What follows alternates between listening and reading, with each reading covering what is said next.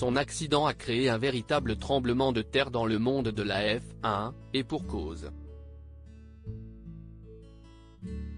Jules Bianchi est le premier pilote à être mort lors d'un Grand Prix de Formule 1 depuis 1994, année qui a été marquée par les accidents mortels d'Ayrton Senna et de Roland Ratzenberger au cours du Grand Prix de Saint-Marin. 20 ans après la double tragédie qui a coûté la vie à 2 pilotes, la voiture du jeune Jules Bianchi, 25 ans, va s'encastrer dans une dépanneuse sur le circuit de Suzuka à l'occasion du Grand Prix du Japon en octobre 2014. Après des mois de coma et de lutte, le jeune homme meurt le 17 juillet 2015 à l'hôpital de Nice, sa ville natale où il a été rapatrié. Mais son accident aurait-il pu être évité ? Des conditions météorologiques difficiles rapidement après l'accident de voiture qui a tué Jules Bianchi, plusieurs éléments ont été pointés du doigt concernant l'organisation de l'événement et notamment certains facteurs qui auraient pu être anticipés, comme la pluie. À l'approche du typhon Fanfone, un ouragan de catégorie 4, des vents violents ainsi qu'une pluie importante avaient été prévus pour le 5 octobre, jour du Grand Prix du Japon. Des demandes sont faites par la FIA pour avancer l'horaire de la course afin d'éviter le plus gros des pluies, mais rien n'y change. Pour que la course commence à l'heure du réveil des Européens, le départ est maintenu pour 15 h malgré les contraintes que cela implique. En plus de rafales à 250 km/h, les pilotes doivent en effet équiper leur bolide de pneus pluie et réduire leur vitesse. Un premier accident qui en provoque un autre après quelques dizaines de tours dans des conditions météo défavorables, certains pilotes ont troqué leurs pneus pluie contre des pneus intermédiaires pour gagner en vitesse, rendant la course toujours plus dangereuse. Un des pilotes de l'écurie Williams a même alerté la direction de la course, en vain. Ça faisait 5 tours que je disais de tout arrêter, sur la radio de bord avait-il alors déclaré selon nos confrères du 20 minutes. Au 41e tour, le pilote Adrien Soutil de l'écurie Sauber perd le contrôle de son monoplace dans une courbe et se retrouve accidenté, entraînant l'intervention d'un engin de levage.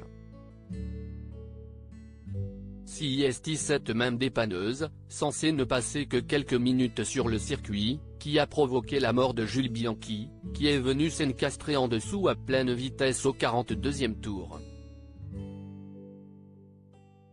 Selon certains champions de F1 et comme le rappellent nos confrères du 20 minutes, la grue n'aurait jamais dû se trouver là et CIST bel et bien sa présence qui est responsable de la mort du jeune Jules Bianchi, parrain de Charles Leclerc.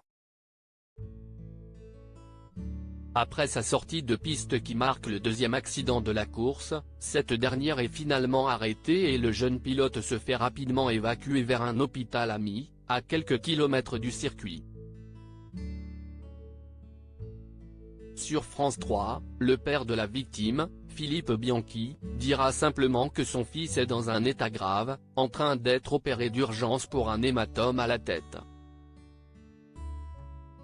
Une mort à retardement. Le diagnostic de Jules Bianchi sera, par la suite, beaucoup plus grave.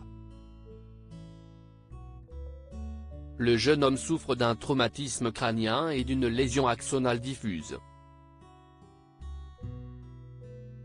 Interrogé par le 20 minutes, le docteur spécialisé en neurologie Michel Desgeorges a expliqué qu'il s'agit d'une lésion caractéristique d'un traumatisme crânien diffus.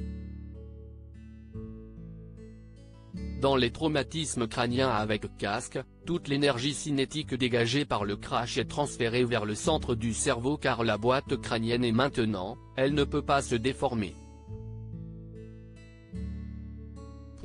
La boîte crânienne est un casque naturel.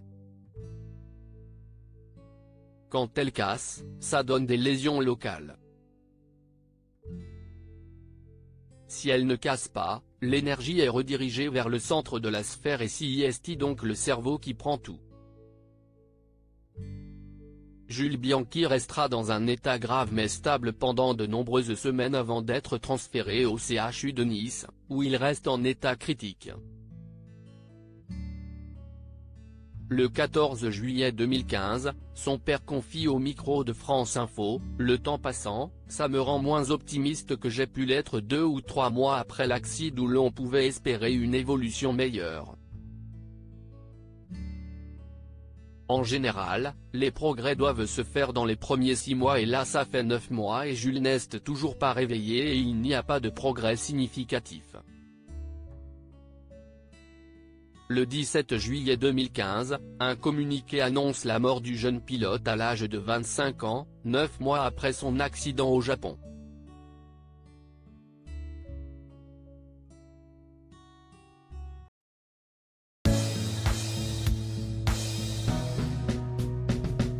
But there's all times through the rough times I think